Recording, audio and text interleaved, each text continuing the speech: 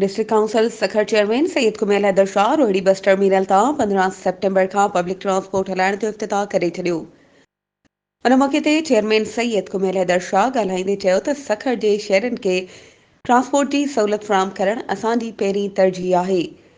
Public transport न हुअण जे करे कराची तोड़े लाहौर या ॿियनि शहरनि ॾांहुं वञण लाइ शहरी मुश्किलातुनि खे मुंहुं ॾेई रहिया हुआ। ही बहितरीन प्रोजेक्ट आहे, इन मां फ़ाइदो हासिल करणु खपे। ही Karachi Lahore main national highway ते आहे। हिते मस्जिद सां गॾु हर क़िस्म जी सहूलियत मुहैया कई वेंदी। असांखे ट्रांसपोर्टरनि जे सहकार जी ज़रूरत आहे। न्यू बस टर्मिनल जंहिंखे फाल करण सां रोज़गार खे पिण हथी मिलंदी। उन मौक़े ते डीसी सखर राजा MB धारे जो चयो त न्यू बस टर्मिनल फाल न हुअण जे करे हितां जो आवाम तकलीफ़ खे मुंहुं ॾेई रहियो आहे।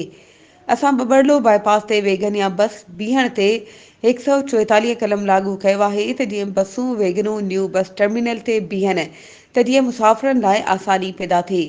ज़िले इंतज़ामिया तरफ़ां मुसाफ़िरनि तोड़े ट्रांसपोर्टरनि खे सिक्योरिटी समेत हर तरह जी सहूलियत मुहैया कई वेंदी। उन मौक़े ते assistant commissioner Rohri RT secretary समेत इलाइक़े जे मोज़िज़ शहरियुनि शिरकत कई। वधीक ख़बरुनि ऐं अपडेट्स जे लाइ असांजे चैनल खे सब्सक्राइब कयो ऐं हा बेल आइकन खे प्रेस करणु न विसारिजो त जीअं असांजी हर नई अचण वारी वीडियो तव्हां ताईं पहुची